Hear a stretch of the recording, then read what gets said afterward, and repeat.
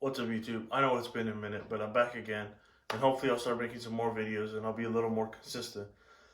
But today's video has to do with my top 10 albums, my personal top 10 favorite albums of 2020. Even though it wasn't the best year, we had a pretty good year for music. And starting off at my 10th favorite album of the year, we have Wanna by Gunna. I'm going to go through these a little quickly, except for the top 5. Those will go a little more into detail. I got my notes right here, in case you wonder why I'm looking over here. But in Wanna, my standout songs are the title track Wanna, Dollars on My Head featuring Young Thug, and Cooler Than a featuring Roddy Ricch. Those are three of my favorites, especially Dollars on My Head. That one was in my top 10 Spotify. At number 9, we have a controversial one. I'm gonna explain it. I have After Hours by The Weeknd. Don't get it wrong. Okay. Let me give you my score for every album. For Wanna, I give it an 8 out of 10.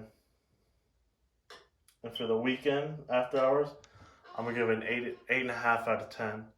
It's a good album and it has a lot of good songs, but in my opinion, it's a little overrated. You know, some people are comparing it to Thriller or is better than Trilogy, and I don't agree with it, but it's just my opinion. The standout tracks for me were the 3-song run from Blinding Lights, In Your Eyes, and Save Your Tears. Those are just my personal favorites. Snow Child's pretty good too.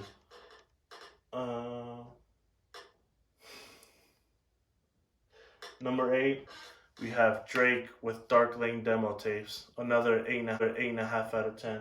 If they have the same score, which some of these do, they go in order of my preference. So I prefer Dark Lane Demo Tapes to After Hours.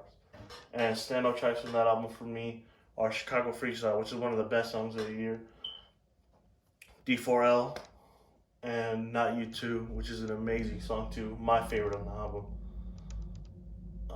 Coming in at number 7, we have Pop Smoke with Meet the Woo 2. Which I gave it an... Dark Lane Double Tapes got an 8.5 out of 10. I don't know if I mentioned that. But Meet the Woo 2 got a 9 out of 10.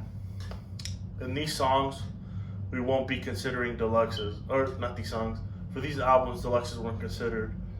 Which, that goes for After Hours and other albums that had deluxes.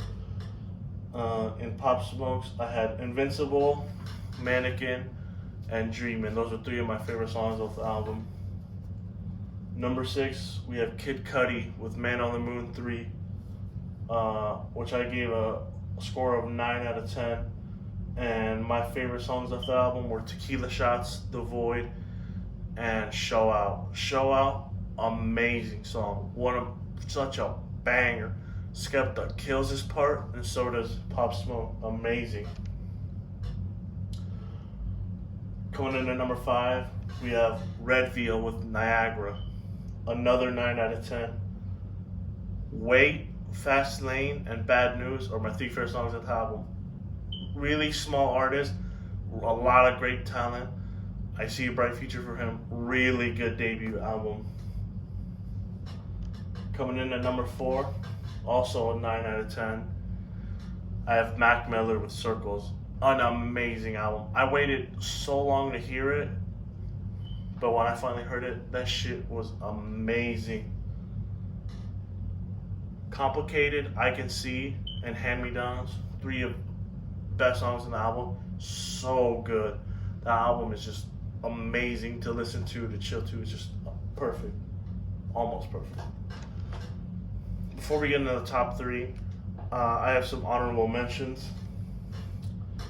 Denzel Curry's Unlocked, which I gave a score of 7.5 out of 10.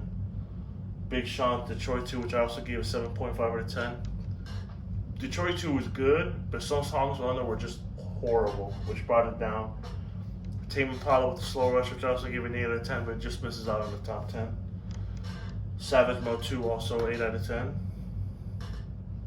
And Playboi Carti's Whole Lotta Red, which I gave a 7.5 out of 10. Just some horrible songs on there, but a lot of great ones. And coming in at number 3, we have Logic with No Pressure, which I gave an overall score of 9.2 out of 10. The only reason I gave it a 0.2 is because I felt like it was better than the 9, but it wasn't as good as the number 2 album. We'll get into that in a second. But an amazing record, such a comeback album. Logic was just amazing. The production, the bars, everything was amazing. 5 hooks, perfect. GP4, Soul Food 2, Open Mic / Aquarius 3 is my favorite song on the album. I love that song, just amazing. The second half is the beats were just incredible. Coming in at number 2, we have Brent Fias with Fuck the World. An amazing album. So fucking good. 9.5 out of 10. Almost perfect album. Just a couple little things I didn't like about it, but it's just amazing. Such a good fucking album. Clouded, Rehab, Bluffin', Fuck the World, Let Me Know. All of them bangers. Clouded, when I first heard it, I thought it was alright, but the more I heard it, the more it grew on me. That shit is an amazing song. And then coming in at number 1, my favorite album of the year.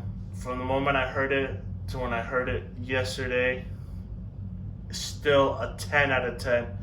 Best rap album of the year. Best album of the year, in my opinion. Just an amazing fucking album. Freddie Gibbs and the Alchemist, Alfredo.